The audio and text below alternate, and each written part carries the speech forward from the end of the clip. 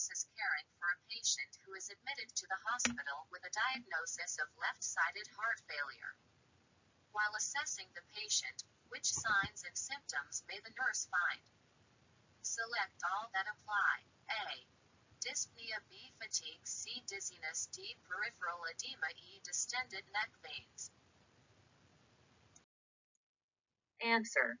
A. Dyspnea. B. Fatigue. C. Dizziness. Rationale. In left-sided heart failure, the left side of the heart is unable to pump sufficient blood to the systemic circulation. As a result, blood begins to pool in the pulmonary circulation, causing pulmonary congestion. This causes dyspnea. Blood supply to the brain and musculoskeletal system decreases, causing fatigue and dizziness. Peripheral edema and distended neck veins are associated with right-sided heart failure. The nurse works in a respiratory care unit. The nurse understands that pulmonary symptoms may be due to underlying cardiac disorders. What are examples of these pulmonary symptoms? Select all that apply. 1. Paroxysmal nocturnal dyspnea. 2. Difficulty in breathing. 3. Green-colored sputum. 4. Crackles in base of lungs on auscultation. 5. Crackles in apex of lungs on auscultation.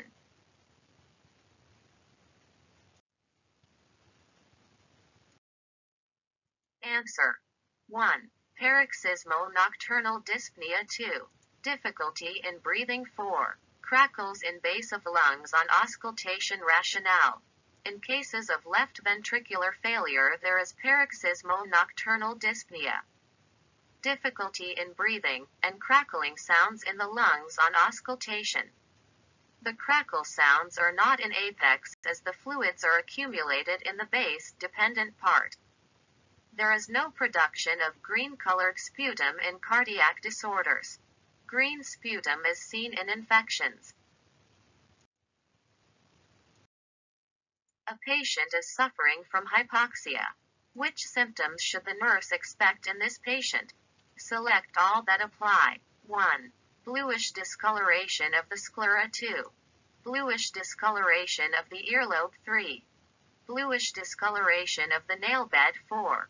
Bluish discoloration of the chest. 5. Bluish discoloration of the conjunctiva.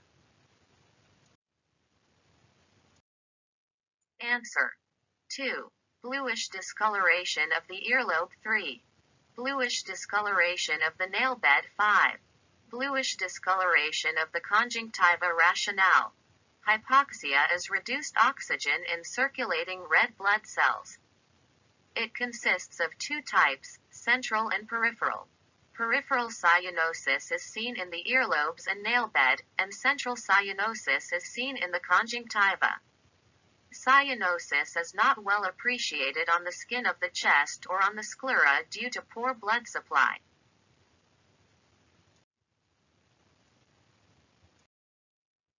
A patient who has hypoxia is hospitalized. The nurse observes central cyanosis on the patient's tongue, soft palate, and conjunctiva. What should the nurse suspect have based on this observation? 1.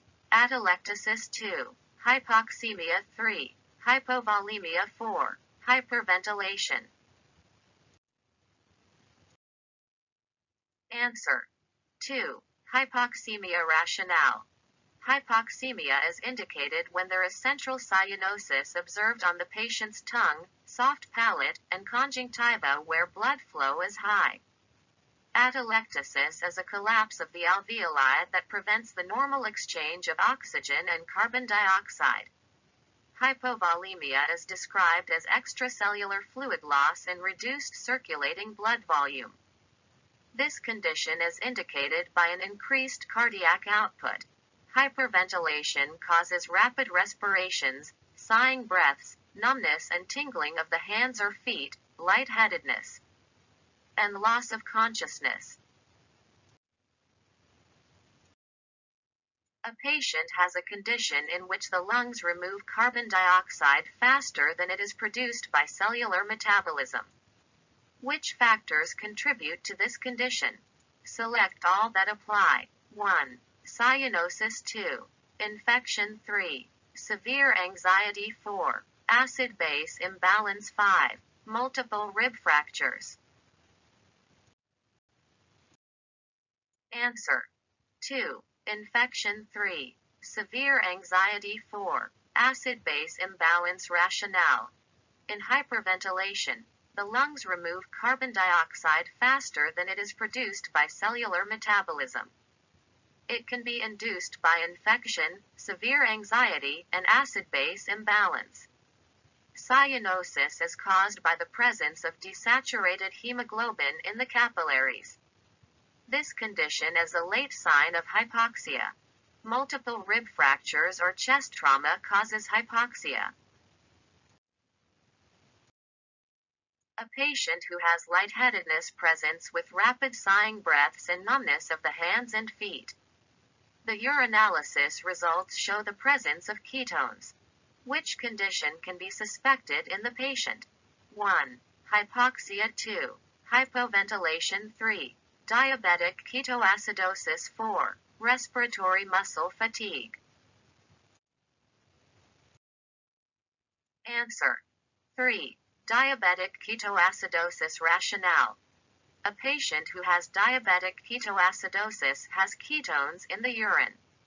Rapid respirations, sighing breaths, numbness, and tingling in the hands and feet. Lightheadedness and loss of consciousness are the signs of hyperventilation associated with diabetic ketoacidosis. The clinical manifestations of hypoxia include apprehension, restlessness, an inability to concentrate, decreased level of consciousness, dizziness, and behavioral changes. Clinical manifestations of hypoventilation include alterations in the mental status, dysrhythmias, and potential cardiac arrest. Hypoxia may result in a decline of the respiratory rate due to respiratory muscle fatigue.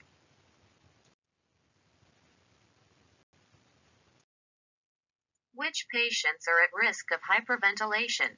Select all that apply. 1. A patient who has atelectasis 2.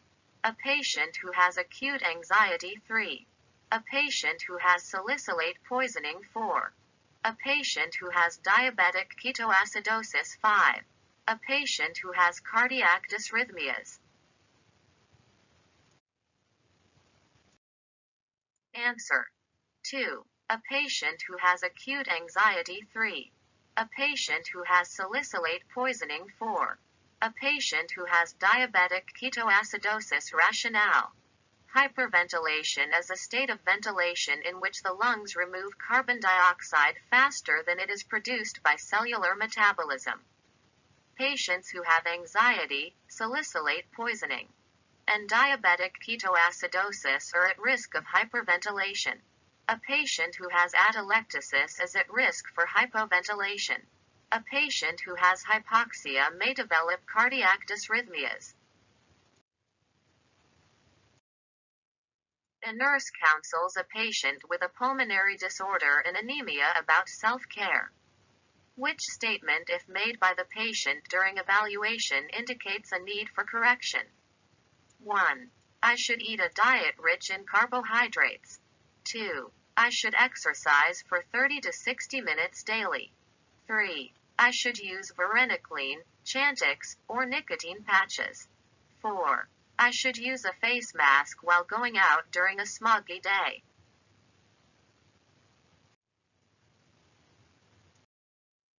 Answer. 1. I should eat a diet rich in carbohydrates. Rationale.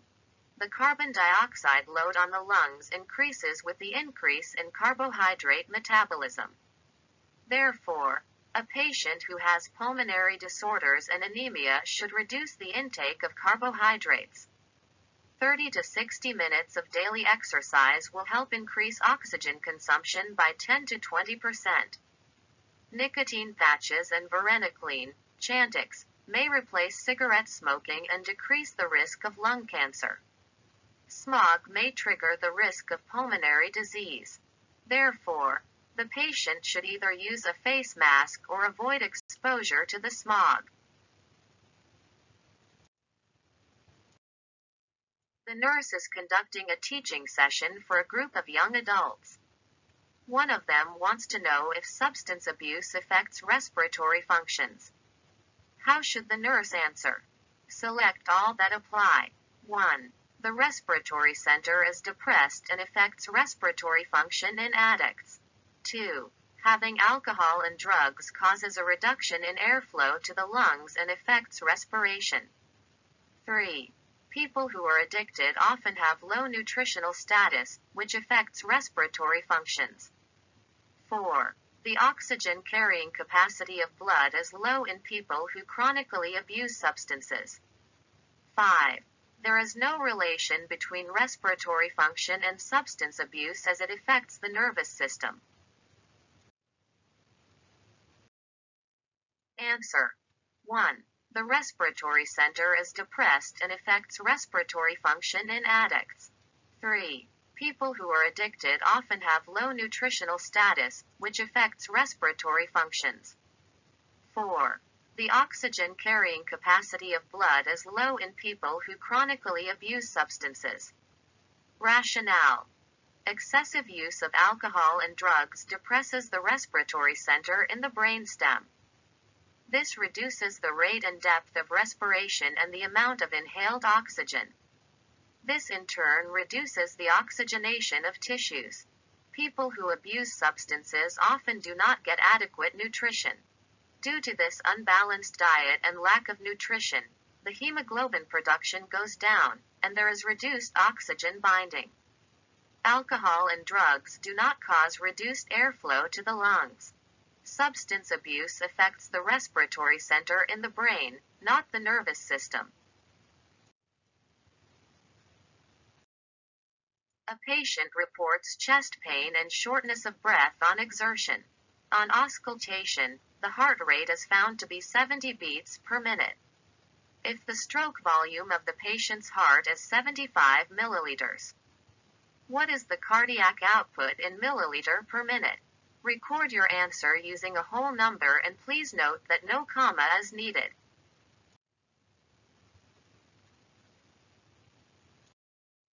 Answer. 5250 Rationale.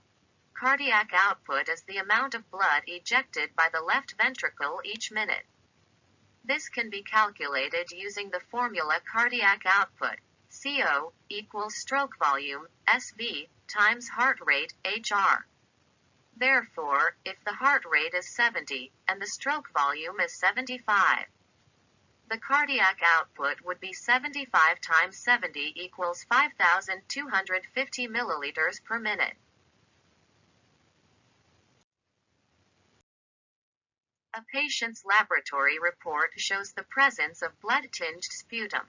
Which diagnostic tests are beneficial for the patient in this situation?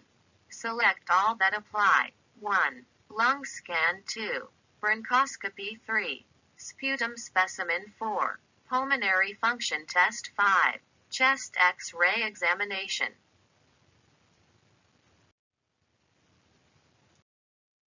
Answer. 2. Bronchoscopy 3. Sputum specimen 5. Chest X-ray examination rationale. Blood-tinged sputum indicates the presence of hemoptysis, which is associated with coughing and bleeding from the upper respiratory tract and sinus drainage. A bronchoscopy, sputum specimen, and chest X-ray examination are used to diagnose the cause of hemoptysis. A lung scan is used to examine normal lung structure without masses. Pulmonary function tests are used for basic ventilation studies. A patient with right ventricular failure asks the nurse about this condition. Which information should the nurse include in the explanation? Select all that apply. 1. The right ventricle doesn't function well, and fluid backs up in the systemic circulation. 2. There may be an enlargement of the liver and spleen. 3. The right ventricle doesn't function well, and fluid backs up in the lungs. 4. There is pulmonary edema and fluid accumulation in the lungs. 5. There may be peripheral edema of the hands and feet. Answer. 1. The right ventricle doesn't function well, and fluid backs up in the systemic circulation. 2. There may be an enlargement of the liver and spleen. 5. There may be peripheral edema of the hands and feet. Rationale. In right ventricular failure, the right ventricle of the heart does not function well, resulting in a backup of fluids in the systemic circulation. This backup exerts pressure on various organs and leads to the enlargement of the liver and spleen. There is also a fluid accumulation in the extremities presenting as edema. In left ventricular failure, the fluid backs up in the lungs causing pulmonary edema. The nurse is caring for a client who has had a percutaneous tracheostomy, PCT, following a motor vehicle accident, and has been prescribed oxygen. What delivery device will the nurse select that is most appropriate for this client? A. Simple mask. B. Nasal cannula. C. Tracheostomy collar. D. Face tent. Answer. C. Tracheostomy collar rationale. A tracheostomy collar delivers oxygen near an artificial opening in the neck. This is appropriate for a client who has had a PCT. A patient reports having shortness of breath and fatigue on brisk walking for the past 2 weeks. The patient has also experienced menorrhagia for the past 2 months. The patient's blood reports show decreased hemoglobin and an increased red blood cell count. Which condition is the patient most likely experiencing? 1. Decreased surfactant in the lungs. 2. Decreased lung compliance. 3. Decreased oxygenation of blood. 4. Decreased fraction of inspired oxygen concentration. Answer. 3. Decreased oxygenation of blood rationale. An examination would likely indicate that the patient has anemia as a result of menorrhagia. In anemia, oxygenation decreases over a long period. The body responds by increasing the production of red blood cells, resulting in polysemia. Surfactant is a chemical produced by the lungs that prevents alveolar collapse. It is highly unlikely the patient has decreased surfactant. Lung compliance is the ability of the lungs to expand and is affected by intraalveolar pressure. A decrease in the fraction of inspired oxygen concentration occurs in upper or lower airway obstruction. Which predisposing condition might be responsible for a patient having both reduced circulating blood volume and extracellular fluid? 1. Shock. 2. Pneumonia. 3. Chest trauma. 4. Multiple rib fractures. Answer. 1. Shock rationale. Hypovolemia causes extracellular fluid loss and reduced circulating blood volume. Various conditions such as shock and severe dehydration cause hypovolemia.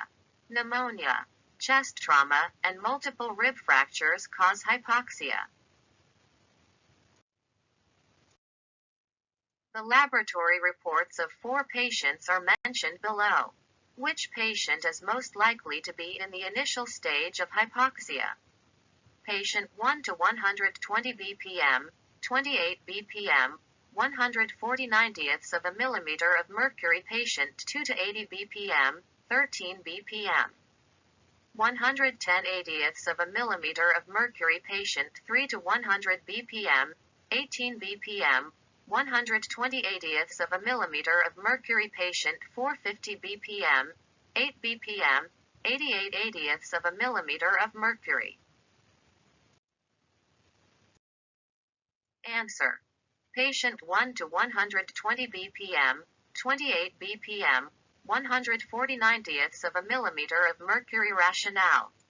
Hypoxia is inadequate tissue oxygenation that results from a deficiency in oxygen delivery or oxygen use at the cellular level. Vital sign changes associated with hypoxia include an increased pulse rate and increased respiration rate. During the early stages of hypoxia, the blood pressure is elevated. The normal pulse rate ranges from 60 to 100 beats per minute. The normal rate of respiration ranges from 12 to 20 breaths per minute. The normal blood pressure is 120/80ths of a millimeter Hg. Therefore, patient 1 is most likely to be in the initial stage of hypoxia. Patients 2 and 3 have normal findings. The clinical findings of patient 4 indicate the late stage of hypoxia.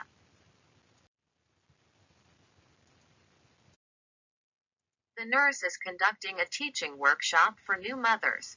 A woman asks the nurse about the reasons for increased risk of respiratory tract infections in infants.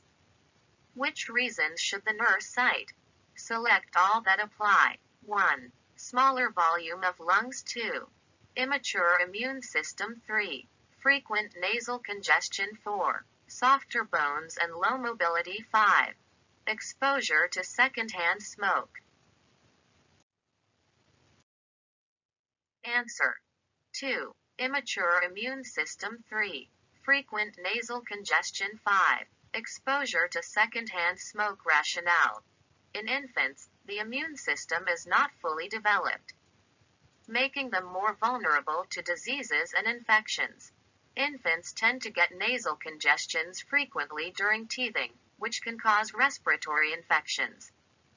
Infants could also unknowingly be exposed to secondhand smoke, which causes respiratory disorders. A smaller lung volume does not increase the risk of infections or diseases. Softer bones and low mobility are unrelated to respiratory functions. The nurse assesses a patient who is short of breath and fatigued. The nurse finds that the oxygen saturation of the blood is reduced. The lab report indicates that the patient's red blood cell count is increased. What do these findings suggest? 1. The patient has anemia. 2. The patient has chronic hypoxemia. 3. The patient has hypoventilation. 4. The patient has an acute infection. Answer. 2. The patient has chronic hypoxemia. Rationale.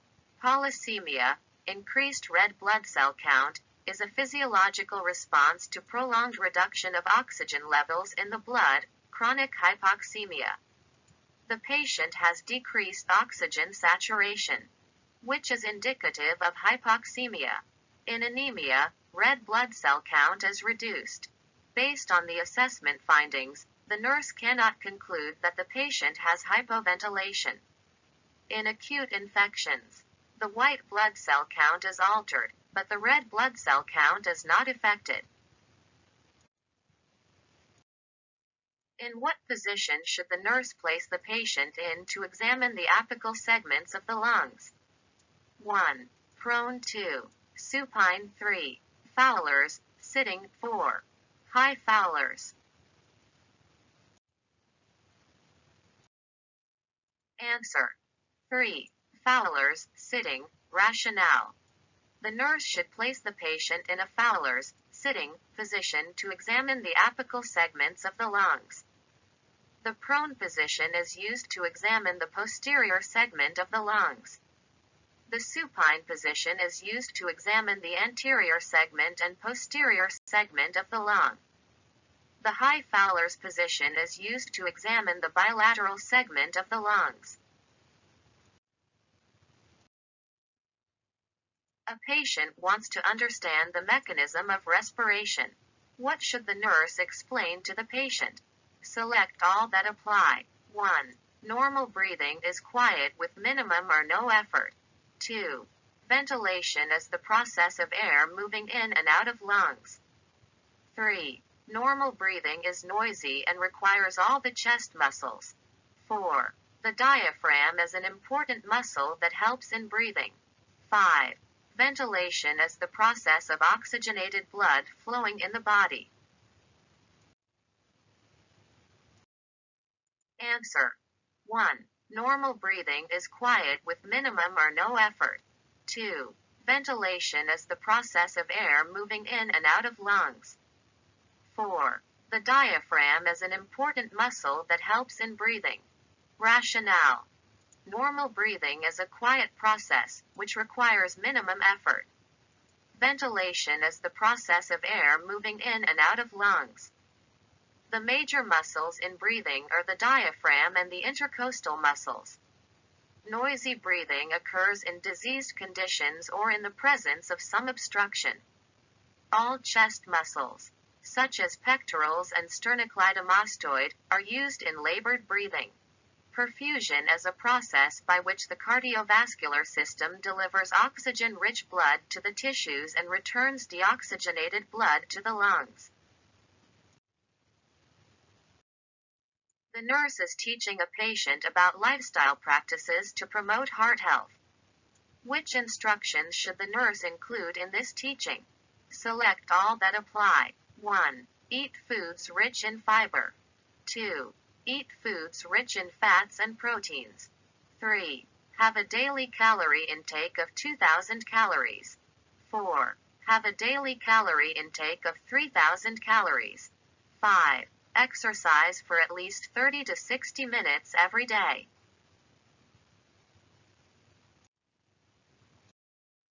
Answer. 1. Eat foods rich in fiber. 3. Have a daily calorie intake of 2,000 calories. 5. Exercise for at least 30 to 60 minutes every day. Rationale. It is proven that a diet rich in fiber has cardioprotective properties. A daily calorie intake of 2,000 calories is sufficient for good heart health without excess calories. Exercising for 30 to 60 minutes daily will help promote circulation of the blood and a healthy heart. Diets high in fats and proteins will lead to cardiac disorders. A calorie intake of 3,000 calories may lead to weight gain and obesity and have an adverse effect on the heart. A registered nurse teaches a nursing student about safety measures to be followed when using oxygen. Which statement, if made by the nursing student, indicates a need for further teaching? 1. I should store oxygen cylinders by placing them upright. 2. I should check the oxygen level of portable tanks before transporting.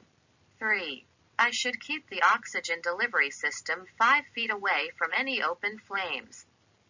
4. I should place an oxygen in use sign on the patient's door and in the room. Answer. 3. I should keep the oxygen delivery system 5 feet away from any open flames. Rationale. The nurse should keep the oxygen delivery system at least 10 feet away from any open flames to prevent fires. The nurse should store oxygen cylinders by placing them upright. The nurse should check the oxygen level of portable tanks before transporting. The nurse should place an oxygen in use sign on the patient's door and in the room. Which abnormality change in the fingertips is caused by chronic hypoxemia? 1. Edema. 2. Clubbing. 3. Distension. 4. Splinter hemorrhages. Answer. 2. Clubbing. Rationale. Clubbing in the fingertips is associated with chronic hypoxemia. Edema is associated with kidney disease. Distension is caused by right-sided heart failure. Splinter hemorrhages are caused by bacterial endocarditis. In which condition do the lungs remove carbon dioxide faster than it is produced by cellular metabolism? 1. Hypoxia. 2. Hypoxemia. 3. Hypovolemia. 4. Hyperventilation. Answer. 4. Hyperventilation rationale. In hyperventilation, the lungs remove carbon dioxide faster than it is produced by cellular metabolism. Hypoxia is inadequate tissue oxygenation at the cellular level that results from a deficiency in oxygen delivery or oxygen use at the cellular level. Hypoxemia is indicated with central cyanosis observed in the tongue, soft palate, and conjunctiva of the eye where blood flow is high. Hypovolemia is described as extracellular fluid loss and reduced circulating blood volume. A patient reports fatigue and an inability to lie flat. During an assessment, the nurse finds the patient has an increased blood pressure and an increased pulse rate. Further assessment reveals that the patient is dizzy, unable to concentrate, and has a decreased level of consciousness. Which condition does the nurse suspect? 1. Hypoxia. 2. Hypoxemia. 3. Hypovolemia. 4. Hyperventilation. Answer. 1. Hypoxia rationale. The clinical signs and symptoms of hypoxia include an inability to concentrate, decreased level of consciousness, fatigue, and dizziness. Patients with hypoxia are unable to lie flat. Patients with hypoxia have an increased blood pressure and an increased pulse rate. Signs and symptoms of hypoxemia include central cyanosis of the tongue, soft palate, and conjunctiva. Shock and severe dehydration causes extracellular fluid loss and reduced circulating blood volume. Also called hypovolemia. Severe anxiety, infection, drugs, or an acid-base imbalance causes hyperventilation. What condition involves collapsed alveoli that prevent the normal exchange of oxygen and carbon dioxide? 1. Asthma. 2.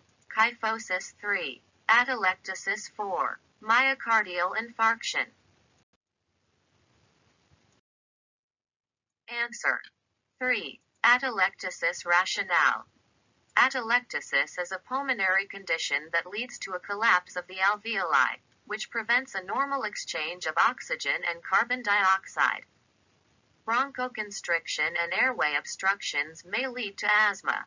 Kyphosis is a traumatic structural abnormality that alters the ability of the lungs to distend, resulting in increased intraalveolar pressure. Myocardial infarction may affect pulmonary circulation and may result in dyspnea. A registered nurse discusses physiological factors that affect oxygenation with a group of nursing students. Which statement, if made by the nursing student, is correct? 1. The metabolic rate decreases normally in pregnancy, wound healing, and exercise. 2. The physiological response to chronic hypoxia is an increase in white blood cell production. 3. Carbon monoxide is the most common toxic inhalant. It decreases the oxygen carrying capacity of the blood. 4. The oxygen carrying capacity of the blood increases when there is a decline in inspired oxygen concentration. Answer.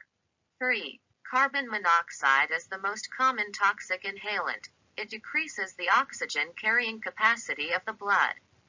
Rationale. Carbon monoxide, CO, is the most common toxic inhalant, decreasing the oxygen carrying capacity of blood. The metabolic rate increases normally during pregnancy, wound healing, and exercise because the body is using energy or building tissue. The physiological response to chronic hypoxemia is the production of red blood cells, called polycythemia.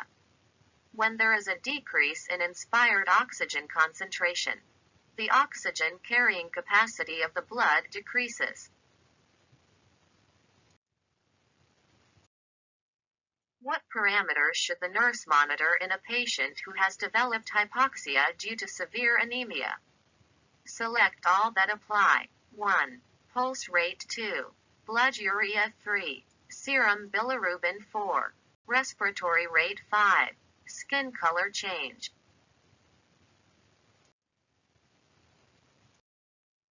Answer. 1.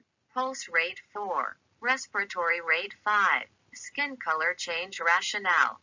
Hypoxia presents as an increase in pulse rate and a rise in respiratory rate and depth of respiration.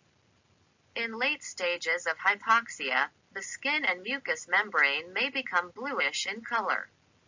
Blood urea is a renal parameter, so it is less significant when monitoring a patient with hypoxia. Serum bilirubin indicates liver function, so it is less significant when monitoring a patient with hypoxia. The nurse goes to assess a new patient and finds the patient lying supine in bed. The patient tells the nurse that he feels short of breath. Which nursing action should the nurse perform first? 1. Raise the head of the bed to 45 degrees. 2.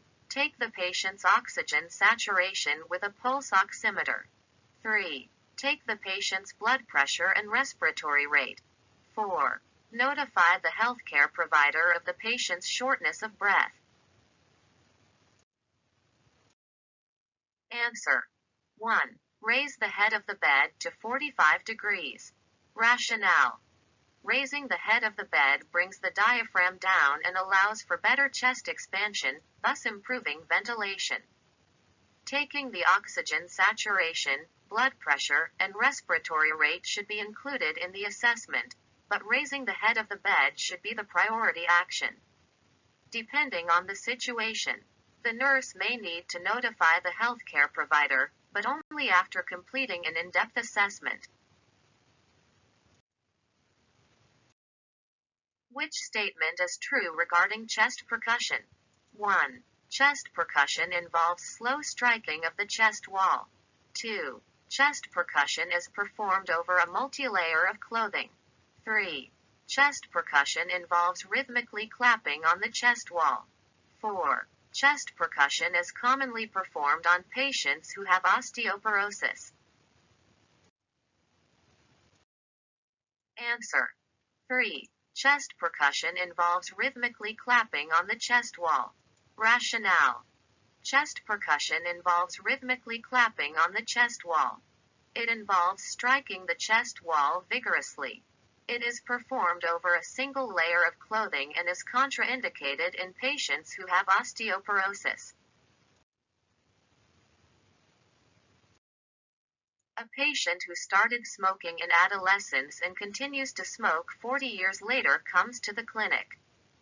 The nurse understands that this patient has an increased risk for being diagnosed with which disorder? 1. Alcoholism and hypertension. 2. Obesity and diabetes. 3. Stress-related illnesses. 4. Cardiopulmonary disease and lung cancer. Answer. 4. Cardiopulmonary disease and lung cancer. Rationale. Effects of nicotine on blood vessels and lung tissue have been proven to increase pathological changes, leading to heart disease and lung cancer. Smoking causes hypertension but not alcoholism. Smoking does not directly lead to obesity, diabetes, or stress-related illnesses. A patient has been diagnosed with severe iron deficiency anemia. To determine the patient's oxygen status, the nurse should assess for which symptoms during physical assessment. 1. Increased breathlessness and increased activity tolerance. 2. Decreased breathlessness and decreased activity tolerance. 3. Increased activity tolerance and decreased breathlessness. 4. Decreased activity tolerance and increased breathlessness. Answer. 4. Decreased activity tolerance and increased breathlessness. Rationale. Hypoxia occurs because of decreased circulating blood volume, which leads to decreased oxygen to muscles, causing fatigue, decreased activity tolerance, and a feeling of shortness of breath. The nurse is caring for a client admitted for a mild exacerbation of asthma who has been prescribed portable oxygen at 2 L per minute. What delivery device will the nurse select to apply oxygen to the client? A. Nasal cannula B. Tracheostomy collar C. Simple mask D. Face tent. Answer. A. Nasal cannula rationale. A nasal cannula is ideal for administering low concentrations of oxygen to clients who are not extremely hypoxic or have chronic lung disease. A client with chronic obstructive pulmonary disease, COPD, reports severe shortness of breath when it is raining. The nurse says to the client, A. The airway becomes occluded during periods of rain. B. Have you had a stress test to determine if your airway is obstructed? C. You should use your inhaler as often as necessary during this time to help your breathing. D. The air is thicker or more viscous with humidity, thus it is harder for you to breathe. Answer. D. The air is thicker or more viscous with humidity, thus it is harder for you to breathe. A nurse caring for a patient with chronic obstructive pulmonary disease, COPD, knows that hypoxia may occur in patients with respiratory problems. What are signs of this serious condition? Select all answers that apply. A. Dyspnea B. Hypotension C. Small pulse pressure D. Decreased respiratory rate E. Pallor F. Increased pulse rate. Answer. C. Small pulse pressure F. Dyspnea E. Pallor F. Increased pulse rate.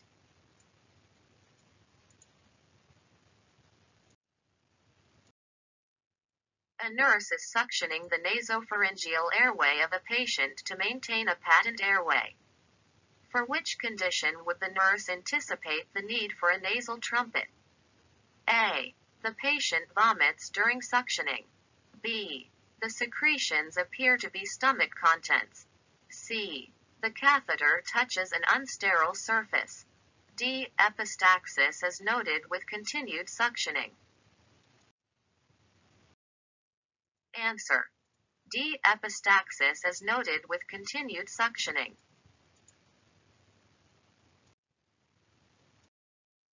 A nurse is inserting an oropharyngeal airway for a patient who vomits when it is inserted. Which action would be the first that should be taken by the nurse related to this occurrence? A. Quickly position the patient on his or her side.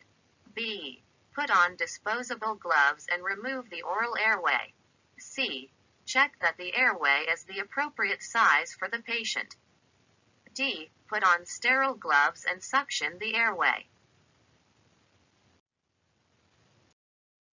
Answer. F. Quickly position the patient on his or her side. A nurse is choosing a catheter to use to suction a patient's endotracheal tube via an open system. On which variable would the nurse base the size of the catheter to use? A. The age of the patient. B. The size of the endotracheal tube. C. The type of secretions to be suctioned. D. The height and weight of the patient. Answer. B. The size of the endotracheal tube. A nurse is caring for a 16-year-old male patient who has been hospitalized for an acute asthma exacerbation. Which testing methods might the nurse use to measure the patient's oxygen saturation? Select all that apply. A. Thoracentesis. B. Spirometry. C. Pulse oximetry. D. Peak expiratory flow rate. E. Diffusion capacity. F. Maximal respiratory pressure. Answer. B. Spirometry. C. Pulse oximetry. D. Peak expiratory flow rate. A patient with COPD is unable to perform activities of daily living, ADLs, without becoming exhausted. Which nursing diagnosis best describes this alteration in oxygenation as the etiology? A. Decreased cardiac output related to difficulty breathing. B. Impaired gas exchange related to use of bronchodilators. C. Fatigue related to impaired oxygen transport system. D. Ineffective airway clearance related to fatigue. Answer. C. Fatigue related to impaired oxygen transport system.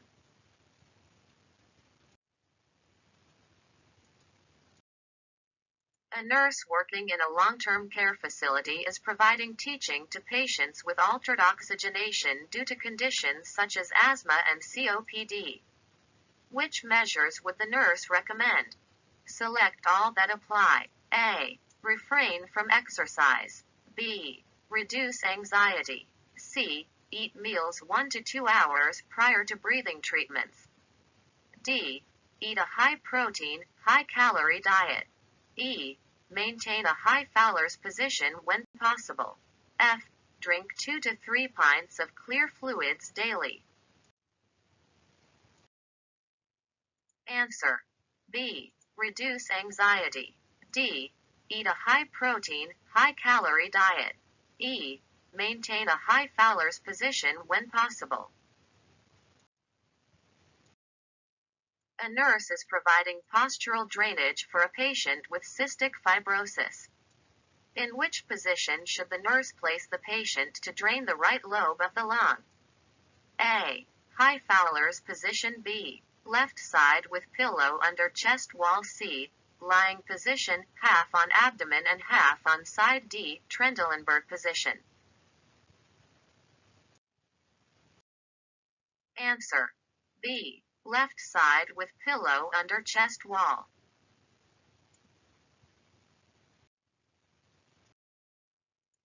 The nurse is reviewing the chart of a client receiving oxygen therapy.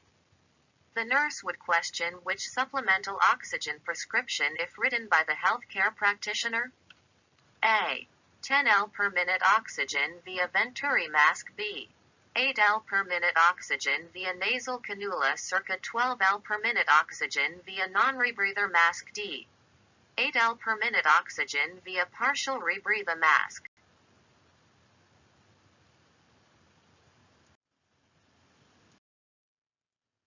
Answer.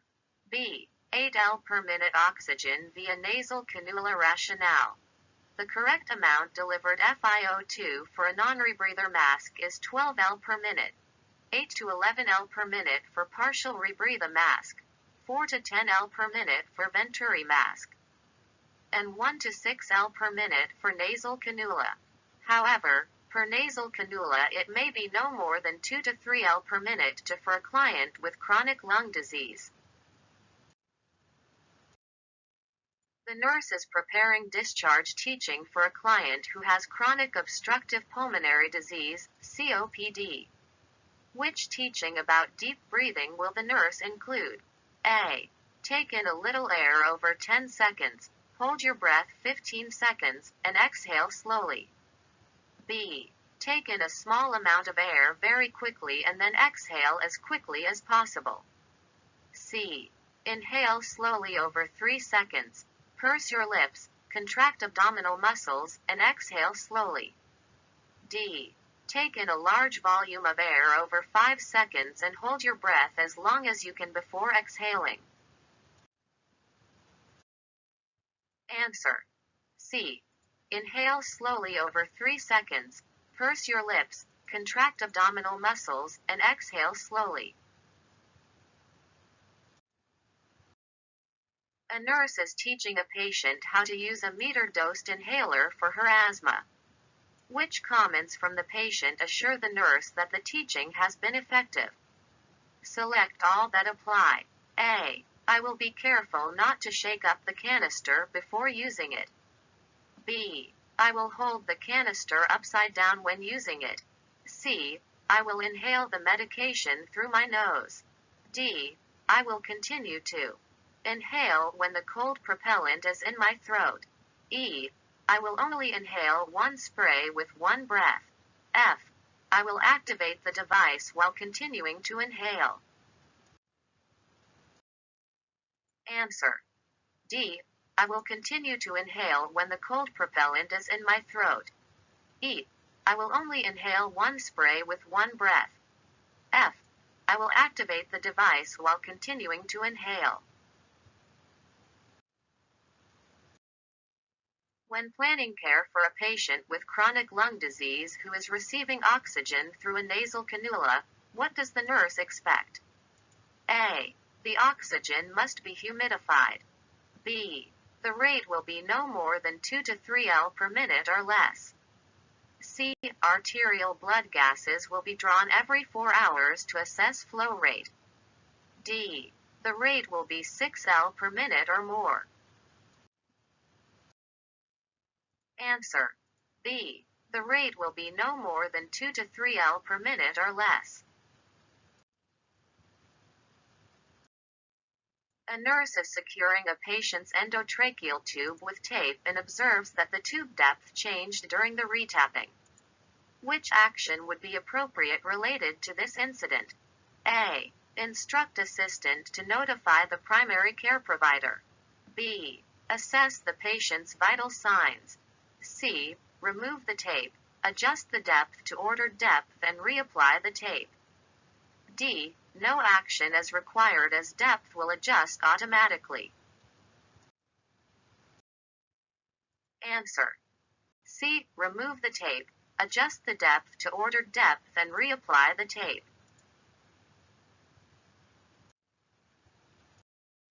What action does the nurse perform to follow safe technique when using a portable oxygen cylinder? A. Checking the amount of oxygen in the cylinder before using it. B. Using a cylinder for a patient transfer that indicates available oxygen as 500 psic, placing the oxygen cylinder on the stretcher next to the patient. D. Discontinuing oxygen flow by turning cylinder key counterclockwise until tight. Answer. A. Checking the amount of oxygen in the cylinder before using it.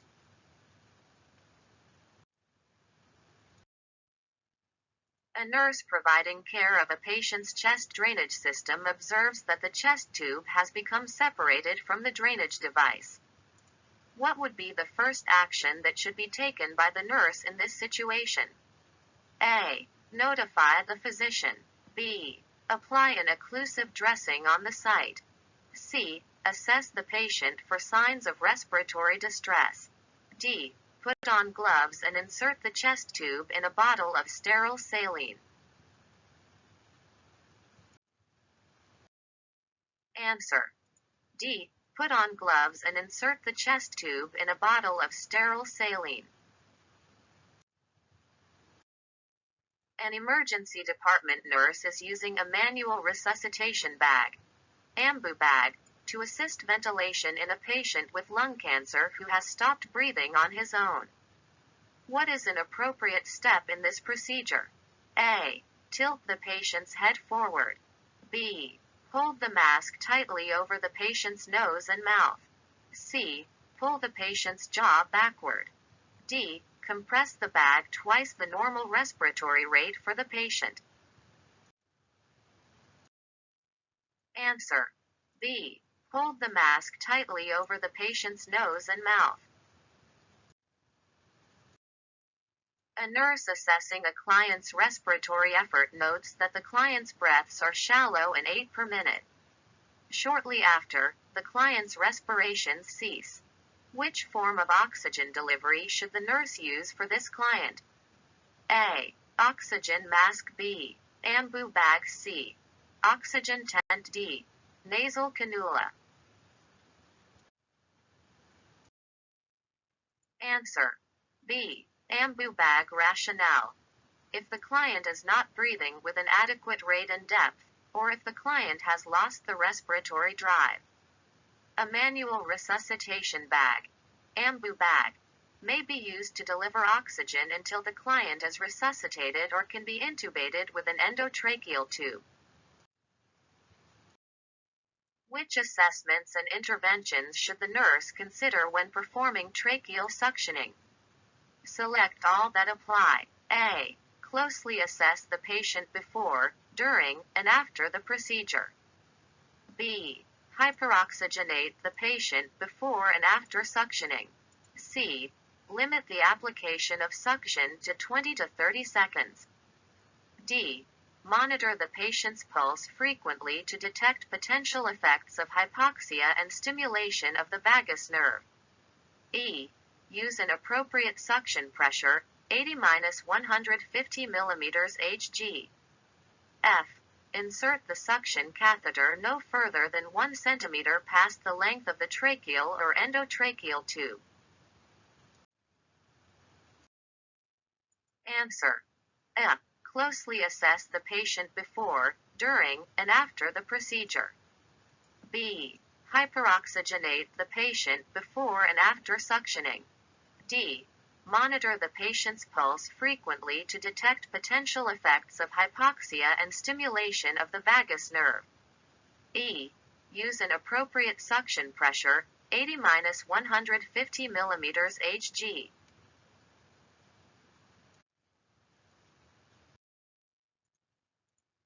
Which of the following is true concerning the physiology of the cardiovascular system? A. Stimulating the parasympathetic system would cause the heart rate to go up. B. When a person has heart muscle disease, the heart muscles stretch as far as is necessary to maintain function. C. The QRS interval on the electrocardiogram represents the electrical impulses passing through the ventricles. D. When stroke volume decreases, there is a resultant decrease in heart rate. Answer. C. The QRS interval on the electrocardiogram represents the electrical impulses passing through the ventricles. The client has emphysema from smoking. During a respiratory system assessment, the nurse anticipates finding A. Abnormal palpation signs in the upper thorax. B. Dull sounds on percussion. C. A depressed sternum on inspection. D. Moist breath sounds on auscultation. Answer. B. Dull sounds on percussion. A 64-year-old client is seen in the emergency room for palpitations and mild shortness of breath. The ECG reveals a normal P-wave, PR interval, and QRS complex with a regular rhythm and rate of 108. The nurse should recognize this cardiac dysrhythmia as A. Sinus dysrhythmia. B. Sinus tachycardia. C. Supraventricular tachycardia. D. Ventricular tachycardia. Answer. B. Sinus tachycardia. A client recently fractured his spinal cord at the C3 level and is at great risk for developing pneumonia primarily because A. The resulting paralysis immobilizes him, and secretions will increase in his lungs. B. Innervation to the phrenic nerve is absent, preventing chest expansion. C. The resulting abnormal chest shape disallows efficient ventilatory movement. D. Trauma decreases the ability of his red blood cells to carry oxygen. Answer. B. Innervation to the phrenic nerve is absent, preventing chest expansion. The client has experienced a myocardial infarction damaging the right ventricle. Which of the following is a likely complication he would experience? A. Jugular neck vein distension. B. Pulmonary congestion. C. Peripheral edema. D. Liver enlargement. Answer. B. Pulmonary congestion. Which would a nurse expect to assess if a client is experiencing right-sided heart failure? A. Wheezing. B. Peripheral edema. C. Hemoptysis. D. Dyspnea. Answer. B. Peripheral edema rationale.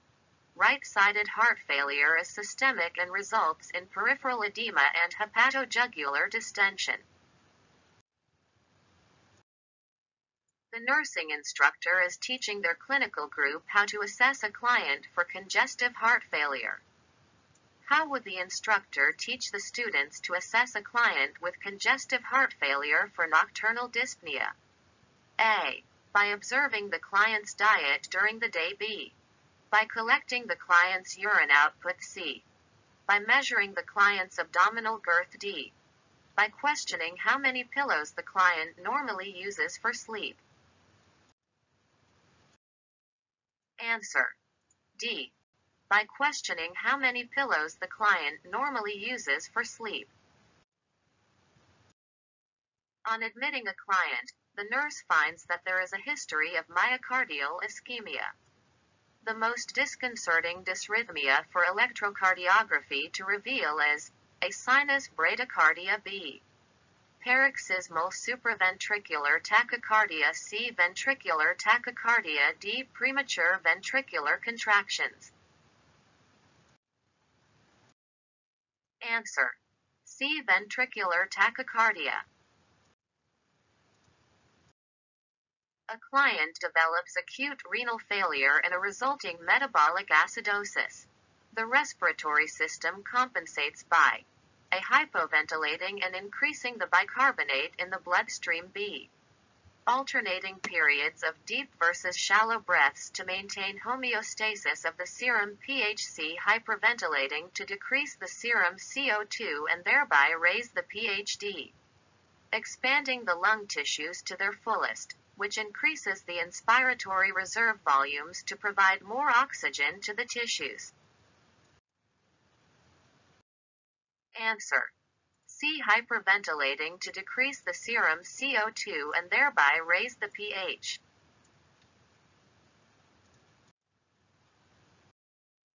For a client who is having respiratory symptoms of unknown etiology, the diagnostic test that is most invasive is a pulse oximetry to determine oxygen saturation levels. B.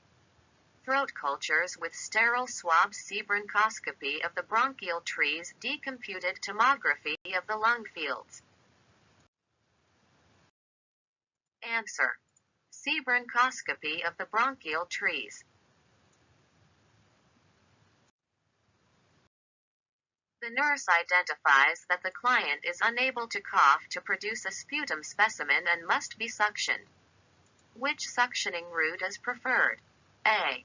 Nasopharyngeal. B. Nasotracheal. C. Oropharyngeal. D. Orotracheal. Answer. B. Nasotracheal. To help the client prevent postoperative pulmonary complications preoperatively, the nurse should A. Ask the physician to order nebulizer treatments. B. Teach the client to do leg exercises. C. Teach the client to use a flow-oriented incentive spirometer. D. Tell the client that if he does not cough, he may need to be suctioned. Answer. C. Teach the client to use a flow-oriented incentive spirometer.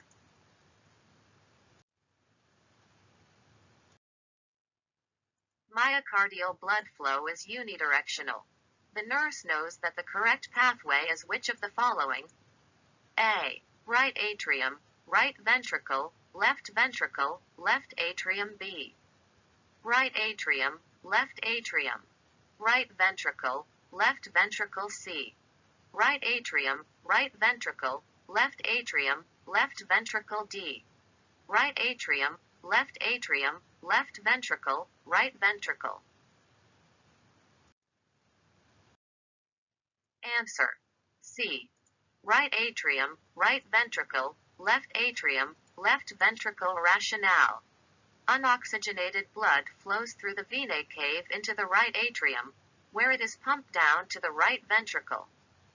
The blood is then pumped out the pulmonary artery and is returned oxygenated via the pulmonary vein to the left atrium, where it flows to the left ventricle and is pumped out to the rest of the body via the aorta.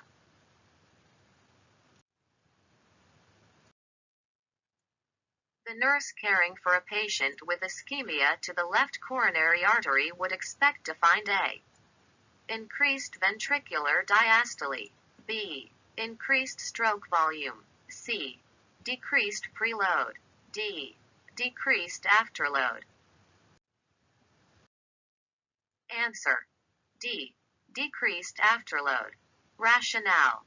The left corona artery supplies the muscles of the left ventricle. The strength of the muscle affects the contractility of the heart. The other options are not impacted by the muscles of the left ventricle. A patient's heart rate increased from 80 bpm to 160 bpm.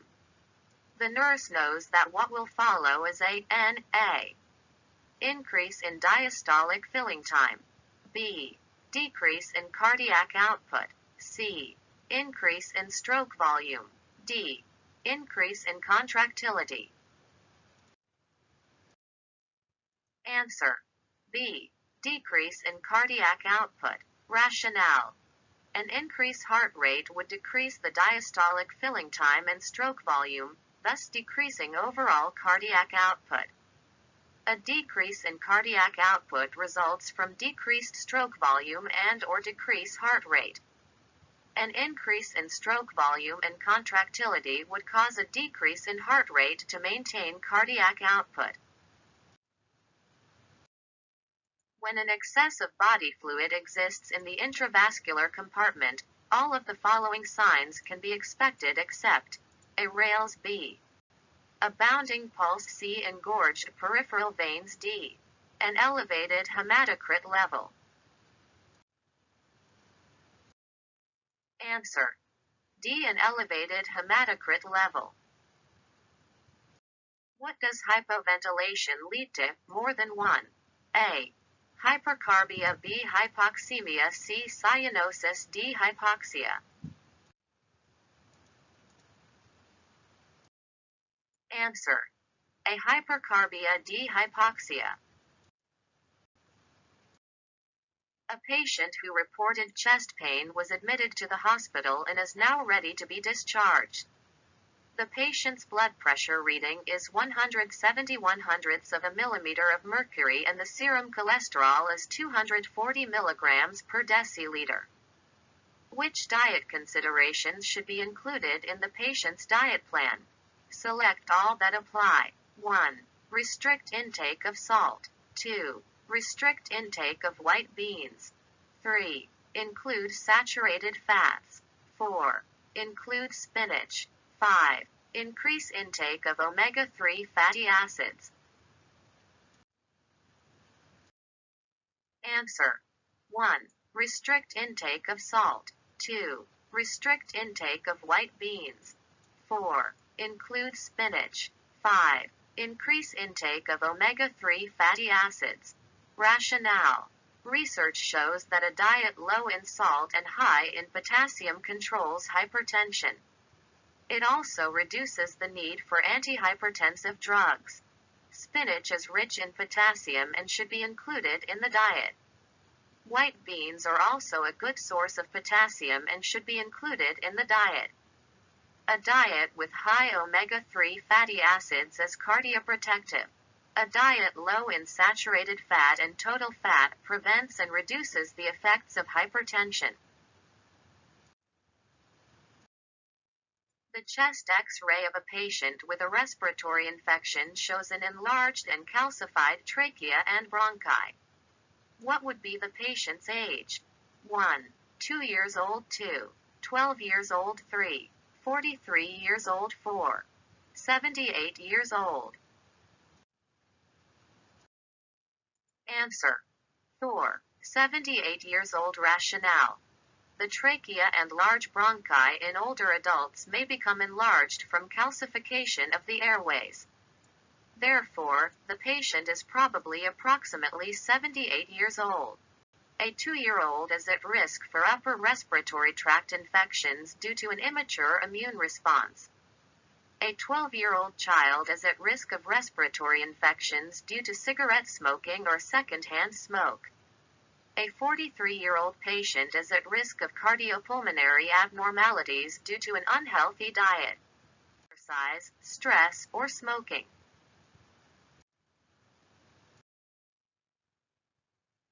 Which of the following are reasons a client may be experiencing Cheyne-Stokes respirations? A marked rhythmic waxing and waning of respirations from very deep to very shallow breathing and temporary apnea. ACHF-B central nervous system disorder. C. Increased intracranial pressure. D. Overdose of certain drugs. Answer: ACHFC increased intracranial pressure. D. Overdose of certain drugs. Which of the following steps is not used to percuss a client's chest to dislodge mucus, more than one? A. Make sure the area percussed is open and free of any clothing. B. Ask client to breath slowly and shallowly to promote relaxation. C. Rapidly slap the chest by flexing and extending the wrists. D. Percuss each lung segment for 1 to 2 minutes. E. Percuss all fields of the lung, including breasts, sternum and spinal column. Answer: A. Make sure the area percussed is open and free of any clothing. B. Ask client to breath slowly and shallowly to promote relaxation. E. Percuss all fields of the lung, including breasts, sternum and spinal column.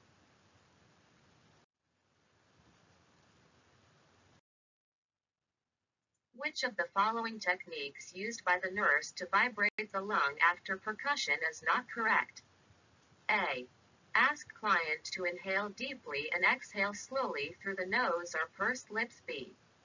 During exhalation, tense the wrist muscles and vibrate the hands, moving them down, stopping when the client exhales. C. Vibrate for 5 exhalations over one affected lung segment. D.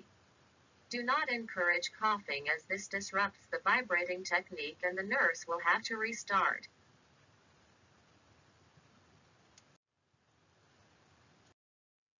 Answer: B. During exhalation, tense the wrist muscles and vibrate the hands, moving them down, stopping when the client exhales. D.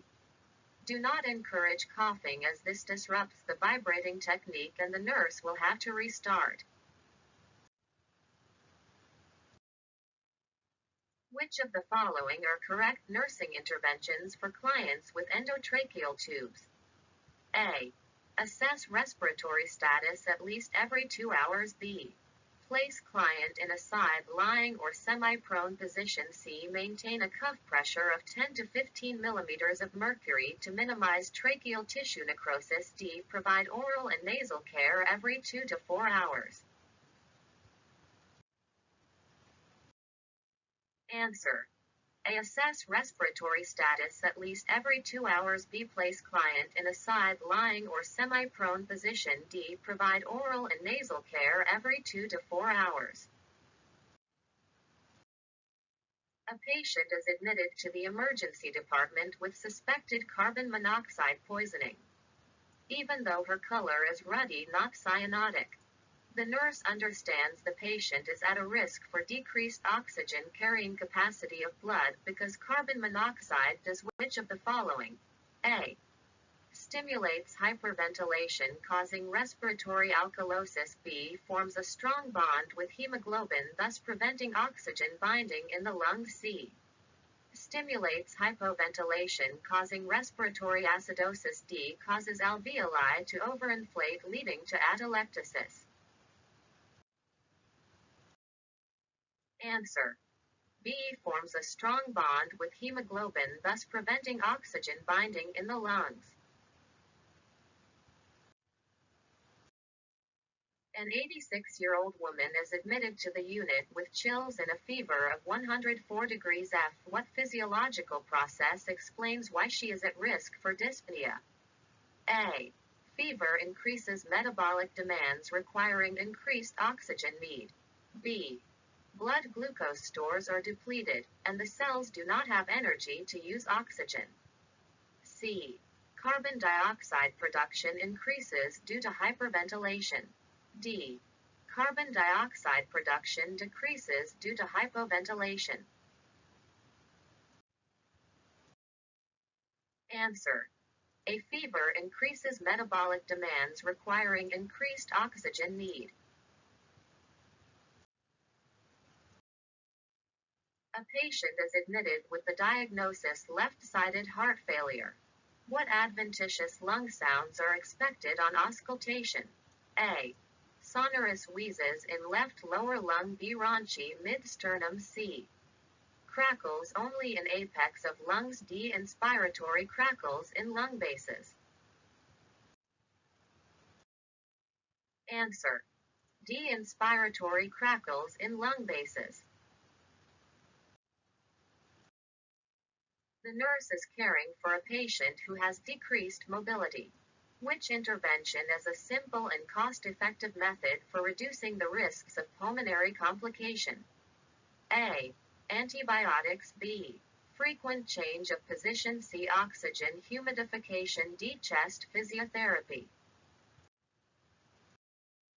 Answer. B. Frequent change of position. A patient is admitted with severe lobar pneumonia. Which of the following assessment findings would indicate that the patient needs airway suctioning? A. Coughing up thick sputum only occasionally. B. Coughing up thin, watery sputum after nebulization. C. Decreased ability to clear airway through coughing. D. Lung sounds clear only after coughing. Answer. C. Decreased ability to clear airway through coughing.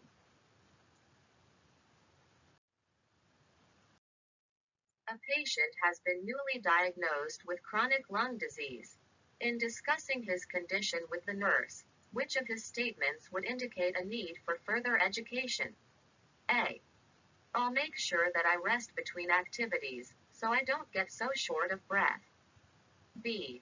I'll practice the pursed lip breathing technique to improve my exercise tolerance. C. If I have trouble breathing at night, I'll use 2 to 3 pillows to prop up. D. If I get short of breath, I'll turn up my oxygen level to 6 L per minute. Answer. D. If I get short of breath, I'll turn up my oxygen level to 6 L per minute. The nurse goes to assess a new patient and finds him short of breath with a rate of 32 and lying supine in bed. What is the priority nursing action? A. Raise the head of the bed to 60 degrees or higher. B. Get his oxygen saturation with a pulse oximeter. C. Take his blood pressure and respiratory rate. D. Notify the healthcare provider of his shortness of breath. Answer. A. Raise the head of the bed to 60 degrees or higher.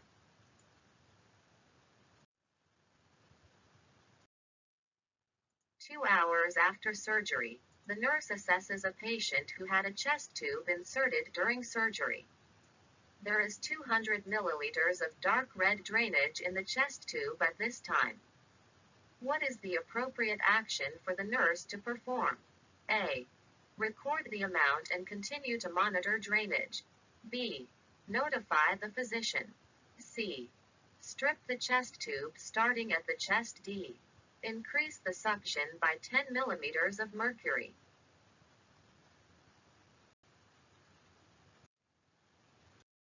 Answer. A. Record the amount and continue to monitor drainage. The nurse is reviewing the results of the patient's diagnostic testing. Of the following results, the finding that falls within expected or normal limits is A. Palpable, elevated hardened area around a tuberculosis skin testing site. B. Sputum for culture and sensitivity identifies Mycobacterium tuberculosis. C. Presence of acid-fast bacilli in sputum. D. Arterial oxygen tension, POW2, of 95 millimeters of mercury.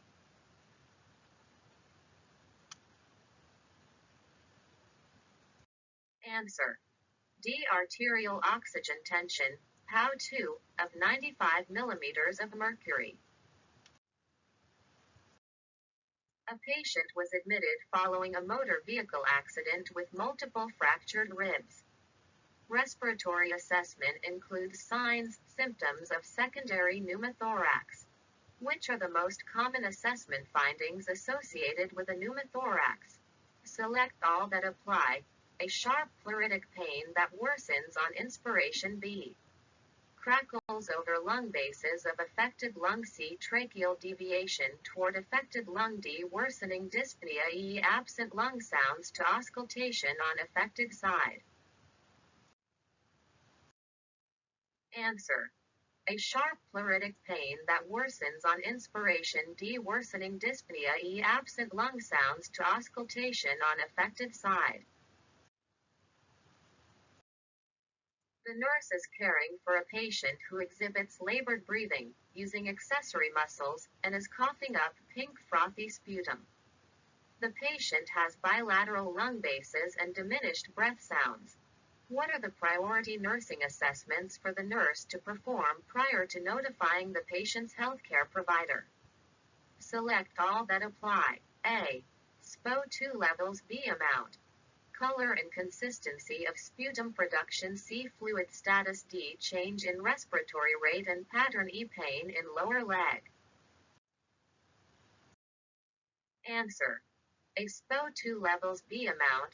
Color and consistency of sputum production D. Change in respiratory rate and pattern.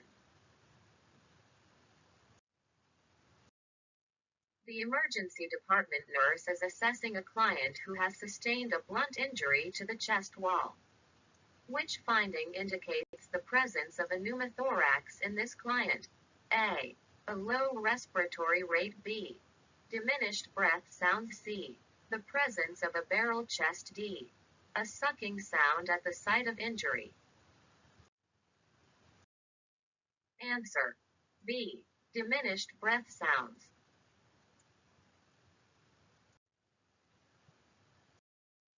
The nurse is caring for a client hospitalized with acute exacerbation of chronic obstructive pulmonary disease. Which findings would the nurse expect to note on assessment of this client? Select all that apply. A. A low arterial PCO2 level B. A hyperinflated chest noted on the chest X-ray C. Decreased oxygen saturation with mild exercise D. A widened diaphragm noted on the chest X-ray E. Pulmonary function tests that demonstrate increased vital capacity. Answer. B. A hyperinflated chest noted on the chest X-ray C. Decreased oxygen saturation with mild exercise. An oxygen delivery system is prescribed for a client with chronic obstructive pulmonary disease to deliver a precise oxygen concentration. Which oxygen delivery system would the nurse prepare for the client? A. Face tent B. Venturi mask C. Aerosol mask D. Tracheostomy collar. Answer. B. Venturi mask. The nurse is instructing a hospitalized client with a diagnosis of emphysema about measures that will enhance the effectiveness of breathing during dyspneic periods. Which position should the nurse instruct the client to assume? A. Sitting up in bed B. Side lying in bed C. Sitting in a recliner chair D. Sitting up and leaning on an overbed table.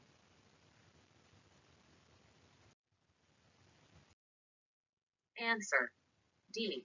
Sitting up and leaning on an overbed table.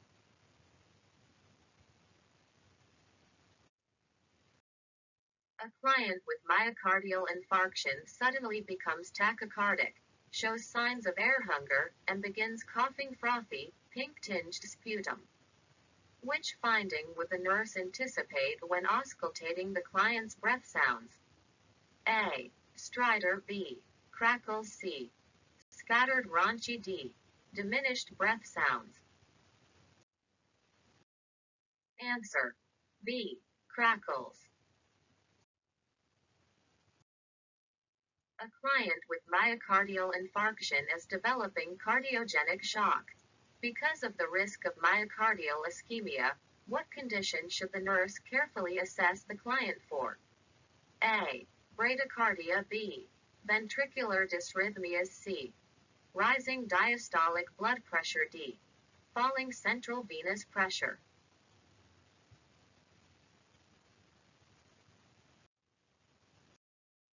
Answer. B. Ventricular dysrhythmias. The nurse is watching the cardiac monitor and notices that the rhythm suddenly changes. There are no P waves, the QRS complexes are wide, and the ventricular rate is regular but more than 140 beats per minute. The nurse determines that the client is experiencing which dysrhythmia? A. Sinus tachycardia. B. Ventricular fibrillation. C. Ventricular tachycardia. D. Premature ventricular contractions. Answer. C. Ventricular tachycardia.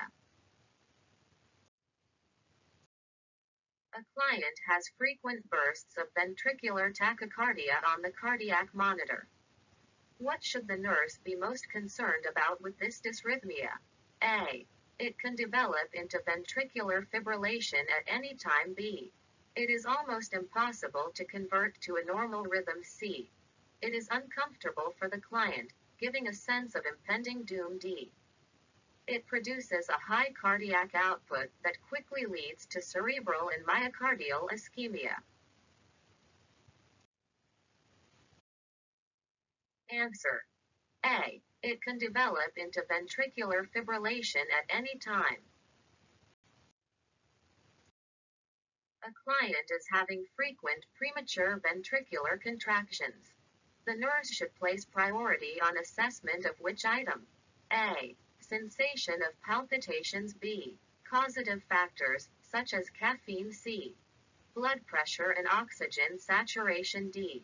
Precipitating factors, such as infection.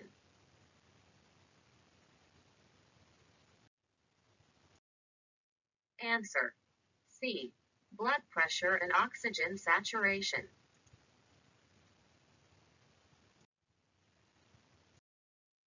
The nurse instructs the client to use the pursed lip method of breathing and evaluates the teaching by asking the client about the purpose of this type of breathing. The nurse determines that the client understands if the client states that the primary purpose of pursed lip breathing is to promote which outcome?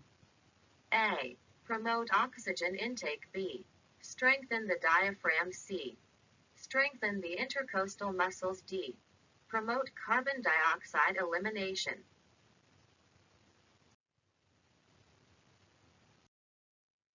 Answer. D. Promote carbon dioxide elimination.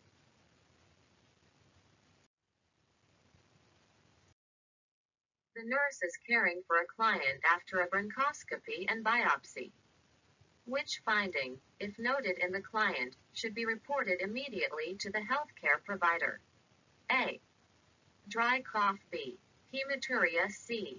Bronchospasm. D. Blood-streaked sputum. Answer. C.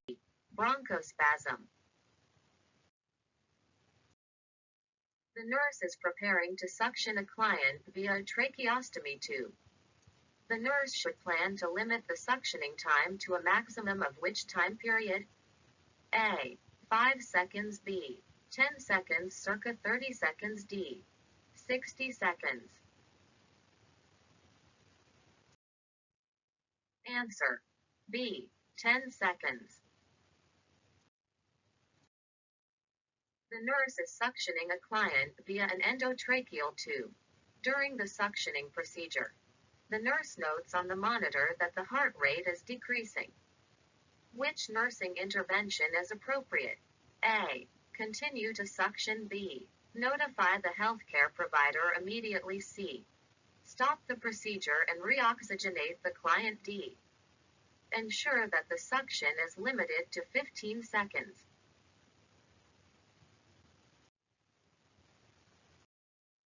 Answer. C. Stop the procedure and reoxygenate the client. The nurse is assessing the respiratory status of a client who has suffered a fractured rib. The nurse should expect to note which finding: A. Slow, deep respirations. B. Rapid, deep respirations. C. Paradoxical respirations. D. Pain, especially with inspiration.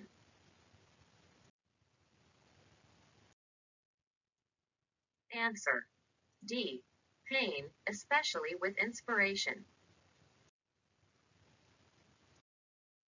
The nurse is assessing a client with multiple trauma who is at risk for developing acute respiratory distress syndrome. The nurse should assess for which earliest sign of acute respiratory distress syndrome: A. Bilateral wheezing. B. Inspiratory crackles. C. Intercostal retractions. D. Increased respiratory rate.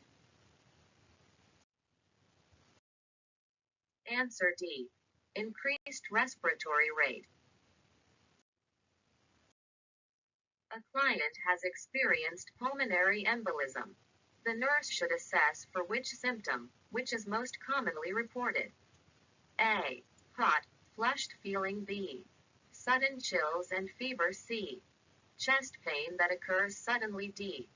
Dyspnea when deep breath are taken.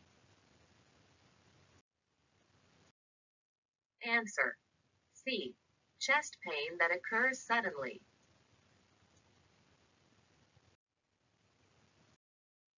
The nurse is discussing the techniques of chest physiotherapy and postural drainage, respiratory treatments, to a client having expectoration problems because of chronic thick, tenacious mucus production in the lower airway. The nurse explains that after the client is positioned for postural drainage, the nurse will perform which action to help loosen secretions: A. Palpation and clubbing. B. Percussion and vibration. C. Hyperoxygenation and suctioning. D. Administer a bronchodilator and monitor peak flow. Answer: B. Percussion and vibration.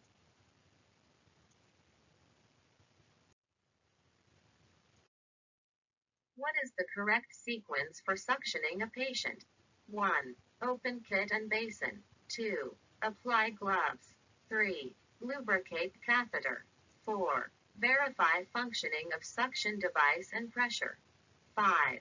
Connect suctioning tubing to suction catheter. 6. Increase supplemental oxygen. 7. Reapply oxygen. 8. Suction airway. Answer: 4. Verify functioning of suction device and pressure. 6. Increase supplemental oxygen. 1. Open kit and basin. 3. Lubricate catheter. 2. Apply gloves. 5. Connect suctioning tubing to suction catheter. 8. Suction airway. 7. Reapply oxygen. Which of the following skills can be delegated to nursing assistive personnel, NAP? Select all that apply. A. Nasotracheal suctioning. B. Oropharyngeal suctioning of a stable patient. C. Suctioning a new artificial airway. D. Permanent tracheostomy tube suctioning. E. Care of an endotracheal tube, ETT. Answer: B. Oropharyngeal suctioning of a stable patient. D. Permanent tracheostomy tube suctioning. E. Care of an endotracheal tube, ETT. A nurse is teaching a client who is newly diagnosed with hypertension and diabetes mellitus. For a client without diabetes mellitus, the target blood pressure is 140/90 or lower. Because this client has diabetes mellitus, the target blood pressure will be which of the following? A. 25/85 or lower. B. 130/80 or lower, circa 145/95 or lower. D. 150/95 or lower. Answer. B. 130/80ths or lower. A nurse is educating about lifestyle modifications for a group of clients with newly diagnosed hypertension. While discussing dietary changes, which of the following points would the nurse emphasize? A. A person with hypertension should never consume alcohol. B. It takes 2 to 3 months for the taste buds to adapt to decreased salt intake. C. There is usually no need to change alcohol consumption for clients with hypertension. D. The taste buds never adapt to decreased salt intake.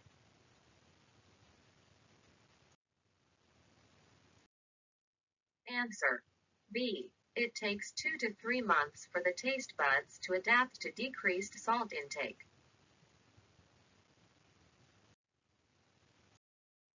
A client has been put on oxygen therapy because of low oxygen saturation levels in the blood.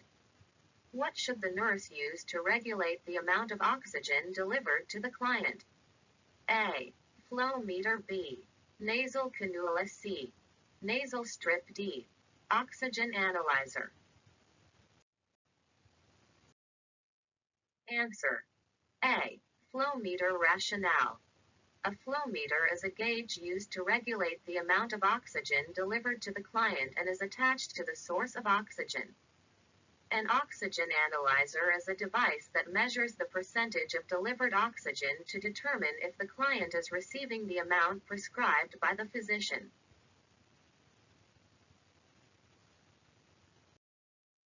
What structural changes to the respiratory system should a nurse observe when caring for older adults? A. Respiratory muscles become weaker. B. Diminished coughing and gag reflexes. C. Increased use of accessory muscles for breathing. D. Increased mouth breathing and snoring.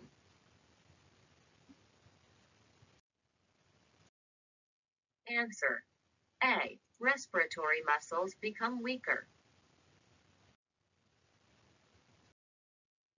Mr. Faulkner is a 69-year-old man who has enjoyed generally good health for his entire adult life. As a result, he has been surprised to receive a new diagnosis of hypertension after a series of visits to his primary care provider. The nurse who is working with Mr. Faulkner should recognize which of the following aspects of aging and hypertension? A. Older adults are less vulnerable to the pathophysiological effects of hypertension than are younger adults. B. The diagnostic criteria for hypertension in adults over 65 differ from those for younger adults. C. Blood pressure remains stable throughout adulthood but tends to be assessed more often by healthcare providers of older adults. D. The incidence and prevalence of hypertension increase with age. Answer. D. The incidence and prevalence of hypertension increase with age. When treating hypertensive emergencies, the nurse identifies the most appropriate route of administration for antihypertensive agents as being which of the following? A. Oral. B. Continuous IV infusion. C. Intramuscular. D. Sublingual. Answer. B. Continuous IV infusion. The nurse understands that client education related to antihypertensive medication should include which of the following?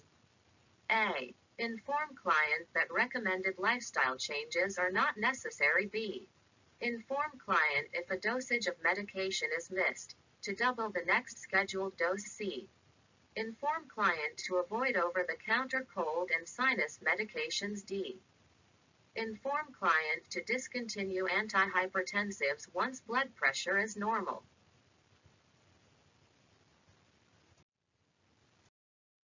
Answer. C. Inform client to avoid over-the-counter cold and sinus medications. A client is admitted to the intensive care unit, ICU, with a diagnosis of hypertension emergency crisis. The client's blood pressure, BP, is 200/130ths of a millimeter Hg. The nurse is preparing to administer IV nitroprusside. Upon assessment, which finding requires immediate intervention by the nurse? A. Nausea and severe headache. B. Urine output of 40 milliliters over the past hour. C. Numbness and weakness in the left arm. D. Chest pain score of 3, on a scale of 1 to 10. Answer. C. Numbness and weakness in the left arm. Rationale.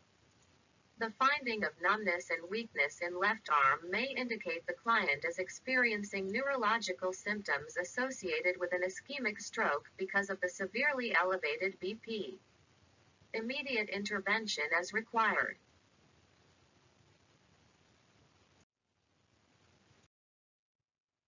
The nurse is caring for a client who has a compromised cardiopulmonary system and needs to assess the client's tissue oxygenation. The nurse would use which appropriate method to assess this client's oxygenation? A. Arterial blood gas. B. Hemoglobin levels. C. Hematocrit values. D. Pulmonary function. Answer. A. Arterial blood gases, ABG. The nurse is awaiting results of cardiac biomarkers for a patient with severe chest pain. The nurse would identify which cardiac biomarker is remaining elevated the longest when myocardial damage has occurred. A. Myoglobin. B. CKMBC. Brain natriuretic peptide, BNP. D. Troponin T and I.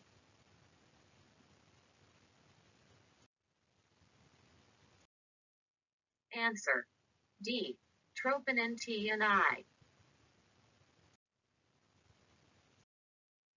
A patient with a history of chronic heart failure is admitted to the emergency department with severe dyspnea and a dry, hacking cough.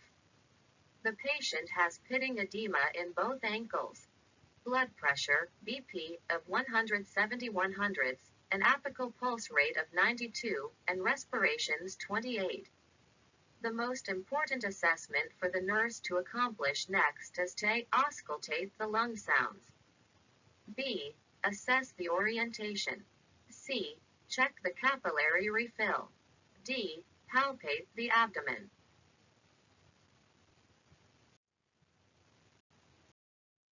Answer. A. Auscultate the lung sounds. For a male client with chronic obstructive pulmonary disease, which nursing intervention would help maintain a patent airway? A. Restricting fluid intake to 1,000 milliliters per day. B. Enforcing absolute bed rest. C. Teaching the client how to perform controlled coughing. D. Administering prescribed sedatives regularly and in large amounts. Answer.